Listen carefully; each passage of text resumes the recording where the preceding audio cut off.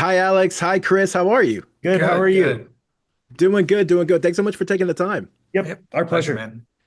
man. So first, you guys are going to be coming in the New Wave pack, along with Stephanie Vaquer and Julia and a mystery celebrity guest for WWE 2k25. Everyone had the chance to check out the entrance, and it looks like they did a bang up job. What did you guys think when you first saw yourselves in the game, and how did 2K do with bringing your entrance, your moveset, all that stuff to life? So I watched it once and I was totally blown away by it. It looks amazing. It looks so realistic. It looks like us, they got the entrance down, they have the pyro down, they have our movements down. It's actually really amazing just what they were able to capture. I mean, it's if you were watching from a distance, it would look like real life.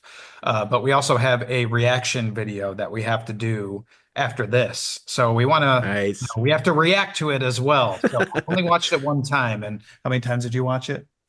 Zero. I Yeah. haven't seen Yeah. it. Yeah. I haven't seen Oh I've man. managed to avoid everything. So I'm very, very happy about this because everybody says it looks really good. That's amazing. Yes. I hope, I think you're in for a treat because they definitely did the work. You guys look incredible there. Music, everything comes together. It's awesome. So I'm so happy for you guys. And for you, when you first fire up the game, obviously you're picking yourselves. I would imagine you're gonna you're gonna choose yourselves. Who are you going up against when you fire up that first match? Oh, I know exactly who the match I'm going to make. It's going to be the Motor City Machine Guns versus Alondra Blaze and Molly Hart. You can now do intergender Yes. matches. You can do Right? intergender matches now. Yep. Oh man, that's amazing. Alex? Brothers of Destruction has been my fantasy answer, but I would very much like New Day. I would very much like the Usos.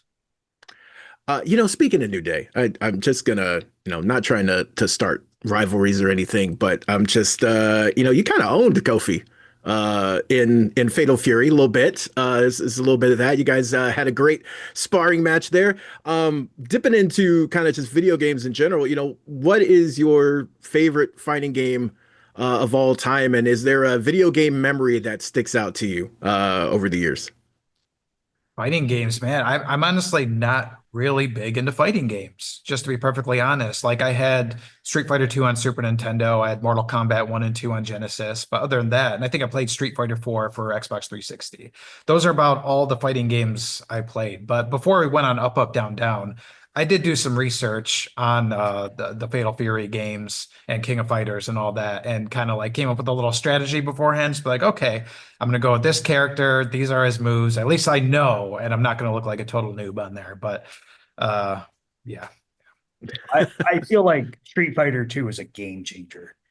First time I played that, I couldn't look back. That was the first fighting game that I truly fell in love with. But my favorite is probably King of Fighters 98. I just thought that one had the best controls, and I was really, really good at it. Not to toot my own horn, but toot toot. Street Fighter 4 was special because I actually have beaten Austin in that game, and I have beaten Kenny Omega in that game too. And that was in an arcade in Japan, no less. So to be able to beat these guys who are No renowned, big deal. yeah, it Subtle was flex, it subtle was flex. just a Wednesday night. But to be able to like dominate these guys or well, dominate. Yeah, no, let's say dominate. They're not here. They can't argue it. Yeah, to be able to beat them was pretty sweet. That's amazing. What's your favorite video game of all time outside of fighting games? Oh, mine's Earthbound, if you know what that is. I Yes. think that is just the most unique, weirdest, quirkiest game of all time. Gosh, it's for me, it's some of the old school RPGs. It's probably up there with like Chrono Trigger, Final Fantasy 6, Final Fantasy 7. Those are probably just, it's hard to say, man. There's so many good video games that exist. But like, though, they're definitely up there. And part of it is the nostalgia factor too.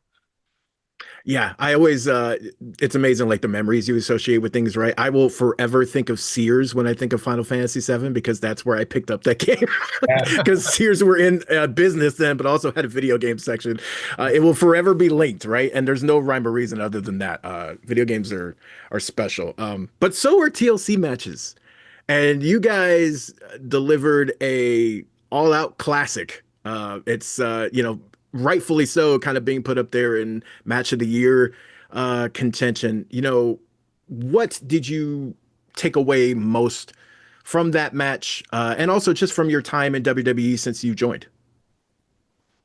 Ooh, I mean, I don't know. I think just hard work pays off, like dedication, not giving up, just, sticking to it, it took us over 20 years to get here. Took us, you know, 3 matches, 2 weeks to win the titles.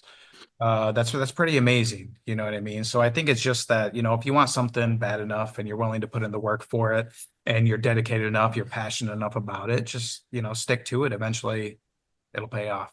Yeah, I think being here and it's been almost a year really just makes me want to work harder because I know full well that there's people who are very eager to take the spots that we currently have. And if you want to be on top in WWE, if you want to make a splash in this company, you have to go and go hard.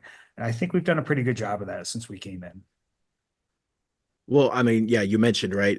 You're already champions in such a short time, and that's amazing in itself. Now, I know, you guys have been circling that those titles to get them back. What do you feel like is that like next step for you, kind of moving into the, not second half of 2025, because we still got some time before then, but almost second half of 2025. What do you feel like is that most important goal for you?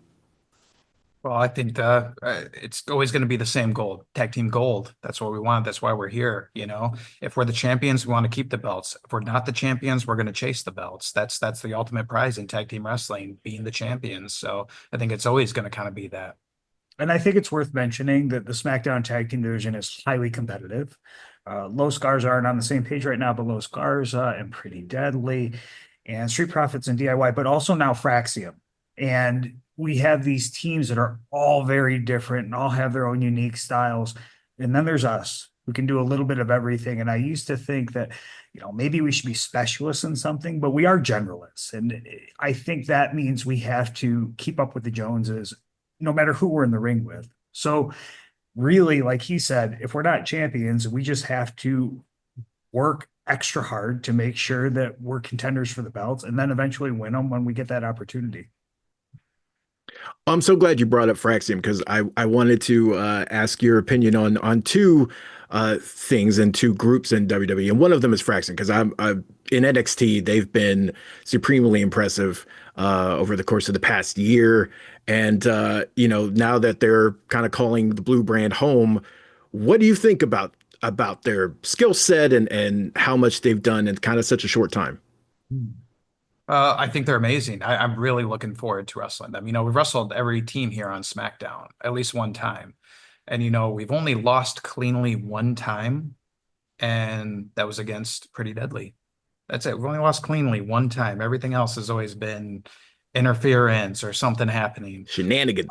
Yes, yes. So, like, I'm looking forward to just have a straight up competitive wrestling match with those guys. Hopefully, no interference, just two tag teams fighting it out. I think our style will blend well with theirs. And I think we'd have a great match. And I think that the WWE Universe would enjoy it. Yeah, and if I really look at it, until they got here, I feel like, and I don't think this is up for debate, we were the quickest team. We were the fastest team. We were the team that could change directions the best. Now that they're here, I honestly think they're a little quicker and they're a little faster and they can probably change directions more efficiently than we can. So that means we're going to have to rethink exactly how we approach a match. And that means you get to see a different side of the Motor City Machine Guns when we inevitably wrestle them because, man, we're just not going to be able to outpace them. Yeah, the speed as a kid, I will personally say I cannot wait for that matchup to happen. Excited for that. The other thing, obviously on over on Raw, Seth Rollins, Braun Breaker, and Paul Heyman have been making a bunch of waves. I think Heyman's trying to make a case for like the two biggest low blows successfully in history. What do you think of that whole alliance? Because obviously I know that's always occurring on Raw, but so much bleeds over from Raw to SmackDown and back and forth. What did you think of that kind of attempt to consolidate power in a way, I guess? Well, I think Paul Heyman is a star maker. So I think good for all the guys that he can surround or could get to surround themselves with him. I think Paul Heyman's a wrestling genius, and whoever is around him, he's going to elevate them. So I think good for those guys. Yeah, it's Paul Heyman, right? Dangerous Alliance. I mean, that's what he's known for and has been since I was a kid. So Yeah. can't say I'm surprised by any of this. His cell phone has gotten smaller. Yeah. So at the same time, he doesn't have the Zach Morris cell phone anymore, but he's always going to surround himself with talent because guess what? He's got an incredible eye for talent. Absolutely. And the last one, I know I need to let you guys go. If you could add one feature to 2K26, we'll say, even though they continue to add stuff to 2K25, so it could happen here. But in 2K26, if they could add one feature to the game, I know one of the biggest ones this year is intergender. Bringing that in is kind of a game changer in a big way. Last year was throwing things, being able to throw trash cans and even chocolates in the game. That was big. What do you want to see in the next iteration? I think it would be cool if they added a section of wrestlers that were derivatives of legendary Japanese wrestlers or legendary wrestlers that never had the opportunity to make it to the WWE, so it like, hey, you can look at this guy, he looks like him and but his name isn't exactly like him. So it's not exactly this guy, but you can tell it's this guy. Kind of like what they did in the old WCW versus NWO World Tour, those games, they had the section of wrestlers where you knew who they were, but they weren't that wrestler. I think that would be pretty cool. I think if they work with TNA and they don't have Ultimate X, that would be really cool. That's great. Oh man, both of those are great ideas, but man, that would be kind of sick. That would be great. TNA and WWE working all over the place together, right? Hey, Joe Hendry popping up everywhere. That's right. The Ultimate X and 2K26. Yeah. Yeah. Yes. Thank you guys so much for the time. I supremely appreciate it. All the best success on what's happening coming forward. And so excited to jump into some matches with you guys in the game. Thanks so much. Thank you.